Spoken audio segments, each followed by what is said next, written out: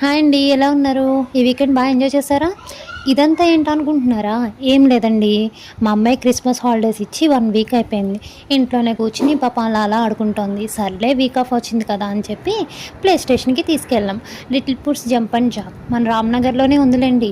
అయితే అక్కడికి వెళ్ళాక అన్ని బొమ్మలు చూసి దానికి ఏం ఆడుకోవాలో ఫస్ట్ కన్‌ఫ్యూజ్ అయిపోయింది.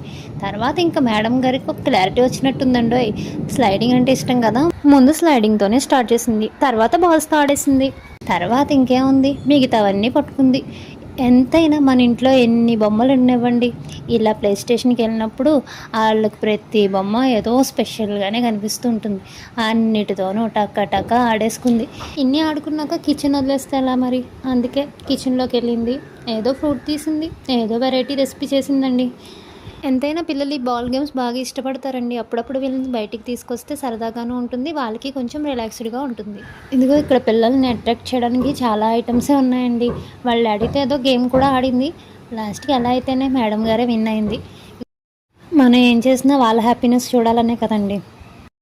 ఇదేదో రంగుల రత్నాల్లో ఉందండోయ్! ఇది కూడా బానే ఎక్కేసింది ధైర్యంగా. ఇదేదో బొంగరంలో ఉందండి. ఇది తిరగడానికి మాత్రం భయపడింది. ఇగో దీని తర్వాత ఏముంది సైకిల్. మనకి ఇంట్లో సైకిల్ ఉంటే తొక్కరు కానీ ప్లే స్టేషన్లో సైకిల్స్ తొక్కుతారు, బంగీ జంపులు చేస్తారు. ఇదిగో ఇదేదో వాటర్ గేమ్ అండి. ఇది కూడా ఆడేసింది. ఇంకేముంది లాస్ట్లో ట్రైన్ ఎక్కేసింది, బాయ్ బాయ్ చెప్పేసింది.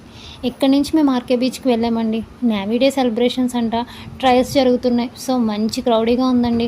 మరి ఇంత దూరం వచ్చాక ఏమీ తిని తాగకుండా వెళ్తే ఊరుకుంటుందా? లేదు. ఏదో వెజ్ మంచూరియన్, పిజ్జా దోశ అంట, అది ట్రై చేసాం. బాగుందండి. మా వీకెండ్ అయితే ఇలా జరిగిందండి. నా వీడియో కనుక మీకు నచ్చితే లైక్ చేయండి, షేర్ చేయండి, కామెంట్ చేయండి. Thank you for watching.